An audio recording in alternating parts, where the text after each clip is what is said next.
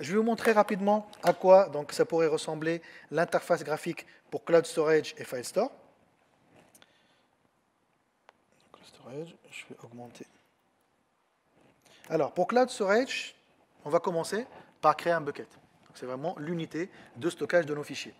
D'accord? Pour un bucket, donc, je vais lui donner le nom. Donc, on disait donc le nom il doit être unique. Et bien sûr, il y a une validation qui va se faire. Donc, je vais l'appeler démo onboard. Allez. J'ai l'habitude de rajouter donc, le timestamp. Comme ça, en fait, on est la date au moins. Comme ça, on essaie d'avoir l'unicité tant que possible. Donc là, c'est bon, j'ai pas de problème. Je vais faire continuer. Là, je vais choisir donc la localisation. Est-ce que je veux que ce soit du régional ou du multirégional ou aussi du dual region. Donc ça, c'est un dernier ajout. C'est qu'on peut dire que je veux juste sur 2 régions. Pas la peine que ce soit toute une multirégionale qui peut donc impliquer 3 ou 4 régions. Donc là, je veux juste que ce soit sur 2 régions pour avoir donc, la redondance. Donc je peux rester sur multirégional. Je vais mettre en Europe. La classe de stockage, donc standard, ça veut dire c'est régional dans le cas où on a choisi régional et multirégional dans l'autre cas. Et après, bien sûr, on a donc les classes de stockage d'archivage, Nearline et Coldline. Donc on va rester sur 2 standards. On va choisir la façon dont on veut gérer les permissions. Est-ce que je veux gérer les permissions au niveau du bucket ou au niveau des objets? Donc là, moi, en général, je recommande l'utilisation du bucket policy only. Comme ça, c'est la bucket qui porte les permissions et je n'ai pas à gérer individuellement les objets parce que ça devient au bout d'un moment ingérable. Et bien sûr, donc vous avez donc des paramètres avancés, comme je parlais tout à l'heure, donc sur la partie donc, cryptage. Est-ce que je vais utiliser les clés de Google par défaut? Est-ce que je peux utiliser mes propres clés?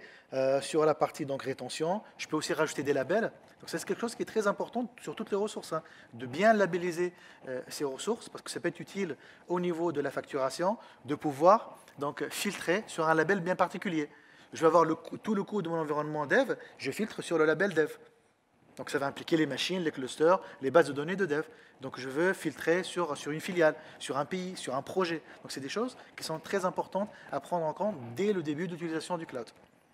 Donc là, donc je vais créer donc, mon bucket. En général, ça prend quelques secondes pour que ça soit prêt. Et donc là, je suis prêt, donc ça y est. Et là, je suis prêt donc, à utiliser mon bucket. Donc là, je peux déjà commencer à uploader des fichiers. Donc là, je prends donc, le logo de Spanner. D'accord? Et donc mon objet, il n'est pas public par défaut. D'accord? Donc là, j'ai la possibilité de dire, donc, de rajouter donc, une permission au niveau de mon bucket pour dire qu'il est public. Donc là, on va voir donc permission, donc c'est géré par IAM. Et donc là, je peux rajouter donc un membre, all users. Donc il m'est proposé, donc il est là. Je supprime l'autre. Et je vais mettre, donc je vais mettre là, donc je peux filtrer, storage, object, viewer. Et donc là, vous allez voir, il y a quelque chose qui va se passer au niveau donc, de la console, c'est qu'il va me dire, voilà, attention, cet objet est devenu public. C'est ce que je vous disais, donc on peut mettre donc les objets en public, mais il faut faire attention, parce qu'ils sont accessibles par tout le monde. Donc là, dans ce cas, mon objet, donc, il a un lien public, et je peux cliquer donc, pour le récupérer de façon même anonyme. Donc si je me mets sur une fenêtre de navigation privée, je peux toujours y accéder. D'accord? Alors s'il n'était pas public, je n'aurais pas les droits de le faire. D'accord? Donc ça, c'était pour la partie donc, stockage objet.